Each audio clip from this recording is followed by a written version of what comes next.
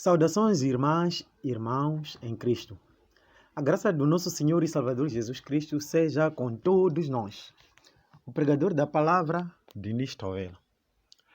Há um tempo atrás, e a convite do irmão Ciuta para gravar certos sermões para se lançar nas plataformas digitais, Deus me deu um grande tema intitulado O Cristão é chamado à Santidade.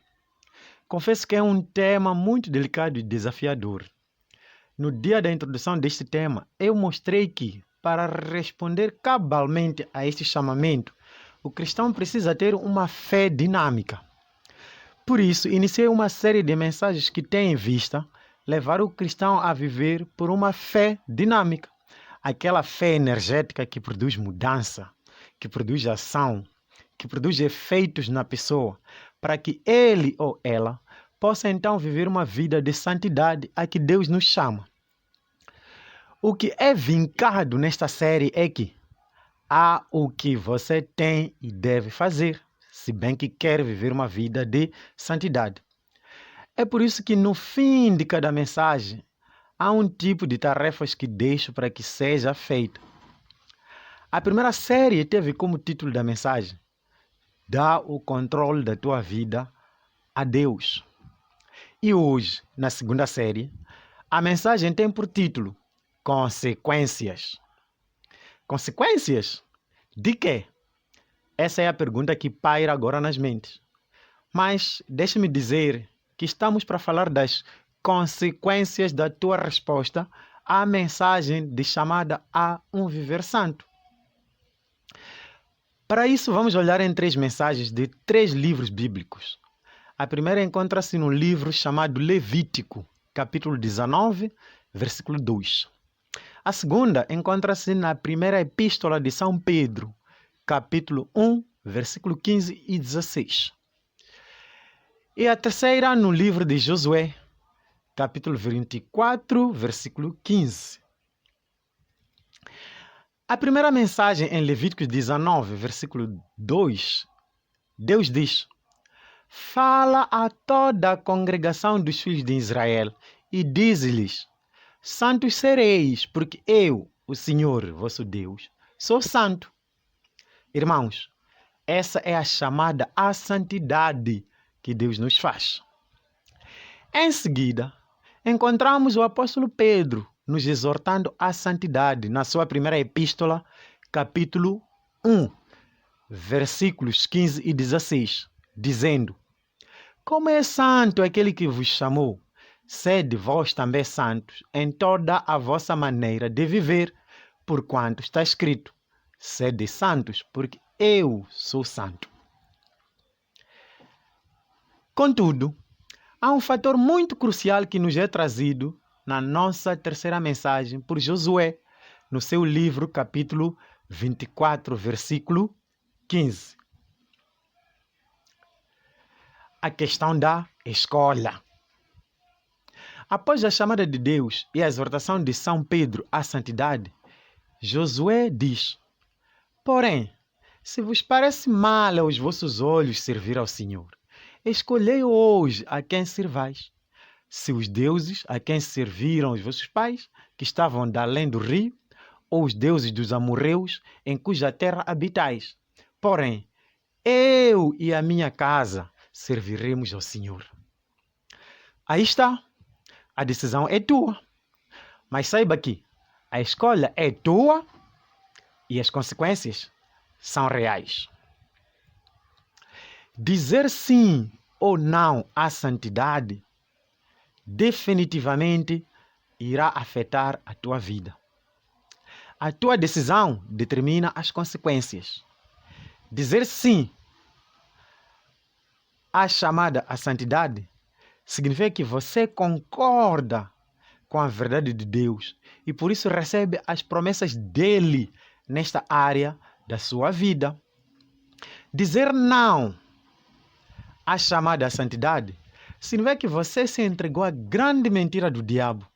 Você quer viver a sua vida à sua maneira. Meu irmão, minha irmã, tarde ou cedo as consequências se tornam uma realidade. Te arrebatam e determinam o que você é. Bom, para terminarmos a nossa mensagem de hoje, vamos ver algumas consequências positivas e negativas de viver ou não a santidade. Primeiro, vamos ver consequências positivas do sim à santidade. Primeira consequência: você é filho ou filha de Deus em verdade verdadeira. Jesus disse: se permanecerdes na minha palavra, verdadeiramente sereis meus discípulos. João 8,31. A segunda consequência positiva: você tem a garantia das bênçãos de Deus em todas as áreas da sua vida.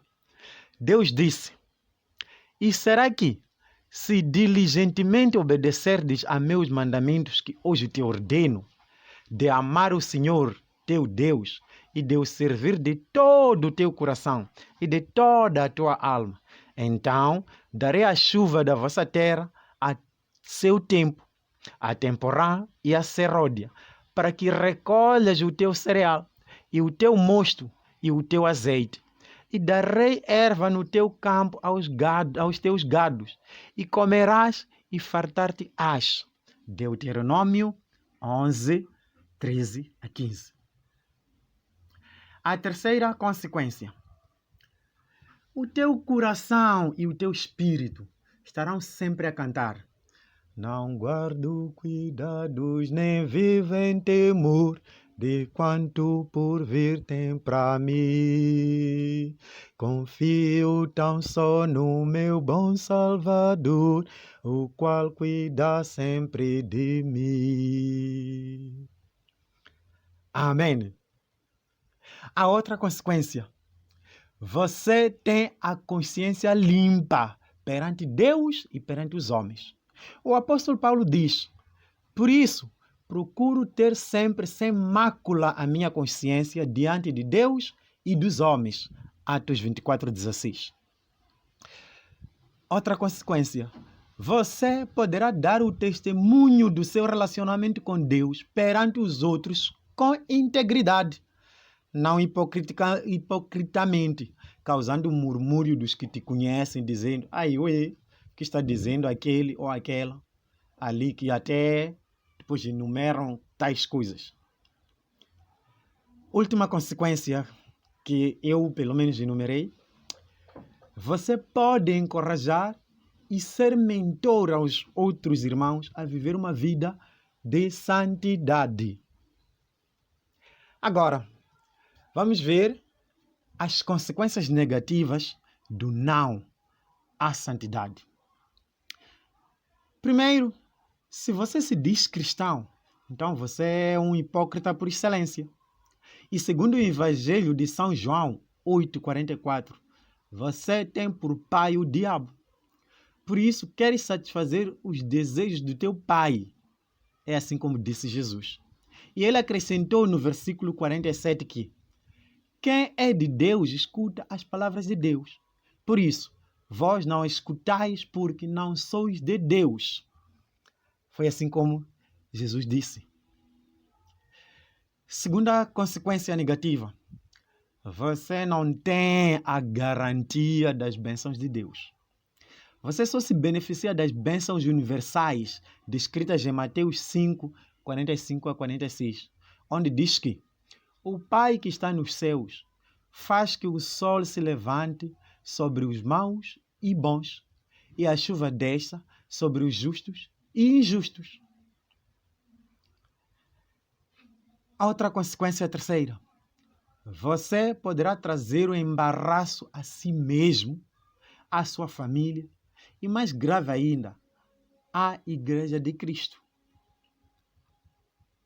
Outra consequência negativa: você sofre estresse emocional, sente remorsos ocultos e sente-se assombrado pelo medo de ser descoberto.